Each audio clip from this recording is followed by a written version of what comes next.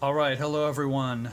Welcome to Module 2, Application Discussion. Thanks for stopping by to check out my video. I really enjoyed writing up the checklist about what I think makes for a really good business document. And you can see attached I've added my criteria for my checklist. I talk about things like awareness of the audience, appropriate style, structure, clarity, unbiased language, proper grammar and spelling, and a positive message, which actually is not in the book, but I think this is important to set the tone of the message. So as I understand it, the assignment is to find an example of a really well-written business document, an email, a knowledge-based article, and then a not so good, like a terrible document, something that ticks off all the wrong parts. I have trouble finding a perfect example of a terrible email or a perfect example of a really well-written email. But I know the place where I work now, the organization, I know they don't put a lot of the same level of detail that we have in this class to communicating well, to making sure that we are being mindful of the audience, watching out for grammar, being too casual or too formal. So I just picked a pretty good example of an email I got today from someone. It was kind of a proposal to the team, like how should we change our procedure about how we do something. So I don't know if it's appropriate to attach the email. I don't think it's good. I don't want to divulge information or details about this stuff, but I can at least explain it and read part of it. So the message, some of the discussion was about in an email, what's the proper way to structure it, and one of the pet peeves I have is when you include too many people, but it looks like this message was included to about 6 team members, and they're the people that need to know about it. It does get a little bit tedious when you get included on emails not meant for you, or there's someone that replies to the whole company. But in this case, it's just to my direct team. My colleague says, "Hey all, I would like to create a standard of practice for completing service requests. Hopefully we can come to a consensus on how to manage it." So then he goes on to say the process is as follows, and then it turns into a bullet point. Once this happens, then we will do this. And note, in this special case that you get a support ticket that comes in with this condition, then we need to set it to this status. Upon completion of the task, we will make note that they've completed their assigned task and then reset the request, etc. The next part of the process is if we're waiting on someone from the team to fulfill their part of the task, then we'll change it to waiting on task. Otherwise, we'll be reassigning the ticket back to the correct team, etc. So he kind of winds down by saying, "Let me know if you have any further suggestions or questions on the subject, best," etc. So that's a pretty short email. It's hard for me to find any lengthy documents to work from. But the key point here is that, first of all, as my checklist says, awareness of the audience. So this is a team member of mine who's talking to other team members. We're all familiar with a pain point we're having with this process of how do we properly manage and route a ticket once it's done. So he has a suggestion, and then he has specific details on how he thinks we might handle that. So he's aware of the problem we're having, aware of the kind of language to use, the specific definitions or keywords that would explain what we're doing.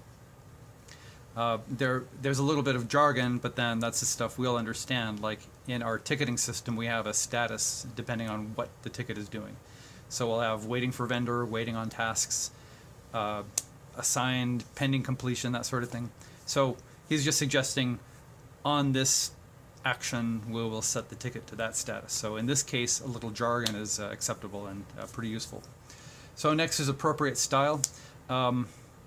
He didn't use a lot of sports analogies. He didn't tell jokes or tell any inappropriate things. He didn't get off topic. So it's a good style. He's got a style that's that there's an attitude of working together as a team, and it's kind of friendly and encouraging. No way is he calling anyone out on how they do things wrong. He's not kind of boasting about how he knows how to do stuff and you all are stupid. Nothing like that. It was pretty good as far as helping establish that we're all on the same page here, that we need to come up with ideas how to make it better. Here are my ideas. What do you think? So the next is structure, and like I mentioned before, there's a brief introduction and then gets into bullet points, which is kind of a chronological order, like explaining when this happens, then you do that. The next step is you do this. Based on the conditions, we'll route off to this other way to solve it.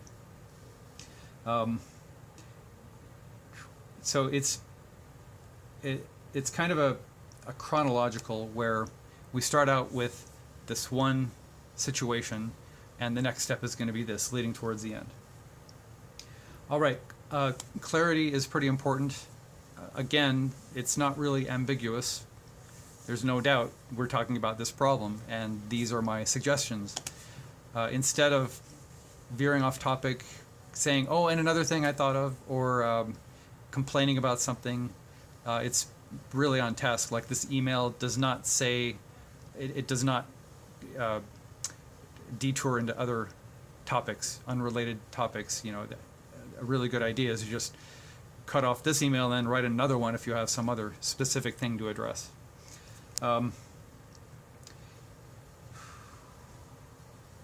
Now about unbiased language, there's not a problem with that in this email. There's no talking about gender, race, ethnicity, whatever. I mean, that's not an issue at all. It really is not an issue. There is no reason to use language like that in this kind of an email, or in this kind of writing. It would be kind of awkward, and so I don't see any hint that that's a problem. As far as grammar and spelling, this colleague of mine is pretty good about that. I never notice anything. I never run into roadblocks, or I never get distracted by his writing. I know it's an easy thing to do. You get kind of writing your ideas really fast, and you write it the letter T-O instead of T-O-O, and then it makes you look like a moron. But he's really on task. Maybe he even stopped to use a spell checker, because I don't see any typos. And the language is appropriate. He says words like beneficial and completion and desktop analysts with an apostrophe S at the end. That's perfect. So I think this email did not distract me whatsoever as far as grammar and spelling. I admit there are some times when someone's writing is so, I'm not going to call it lazy, but they just weren't thinking about spelling, and it shows, and it's really distracting. As I say a lot of times, you may have a wonderful idea, you may be a really solid person, but the way you write things can distract and kind of discredit you. So, and finally, a positive message. So, yeah, I got the sense from this email that it was from a positive stance. It was encouraging. It was suggesting, as a team member, rather than being a boss or you guys are idiots. It's saying, here's my ideas. Here are my specific ideas on how to do it. Let me know if you have any further suggestions. And so I was glad to see that another team member actually did respond, like a few minutes later, an hour later. Someone responded and said, "It looks great to me, thanks. I don't think it's necessary or even a good idea to do X, but I do have a question inserted below." So relevant to that, in the reply, there's the original message and then a little note embedded within. It says, "What do you mean by this specific term? Are you assigning the ticket in this status and whatever?" So it was a specific response, and it's really relevant and short. So this is a good idea of good first message and a good reply. All right, so it was difficult for me to find a representation of a really bad business document of poor writing. I mean, again, looking at my inbox over the last few days, I mean, I don't see anything egregious. There's one email that just says "sounds good" and that's the whole message. But it is my boss, and you can't complain about that. But they could have. When I wrote the email to them, it's about 2 full paragraphs long, and it's like got specific questions and ideas, and I was just really reaching out for guidance on, should I spend so much time on this, and is this appropriate? Am I on the right track? And they just said, sounds good, but I guess I'll have to run with that. But there are times when I get an email from someone that says, can you look into this? And then there's like an email chain that goes back like 2 months and 20 email replies and about 15 different people involved. So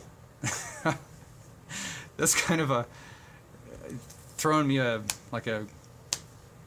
don't know what bag of garbage. It's like, look through this, I've got something, maybe you can figure out what to do with it. So not much effort putting into clarity or tone or any of that stuff. It's just like, here's some garbage, you figured this out. I guess an example of where it could have gone wrong with that email I suggested before was if someone replied and said, no, we can't do it that way, or you're wrong, or someone who wrote back and was actually responding to a different message. So in general, it's really important, though, that you understand the common expected professionalism and voice and tone when you're writing a business email. It's just kind of really easy to understand the tone and the language and the professionalism you should have in a business message. It's like a common language that everyone in business should be able to speak. You should know to not be quick-tempered, not to say lame jokes, or to talk about things that are off topic, or spend 2 pages before you actually get to the topic of your message. Be pretty clear and upfront. Professional meaning down to business, nothing personal. So with that in mind, appreciate you taking the time to watch this. I had a good time, and I will look forward to commenting on your videos. Have a good one.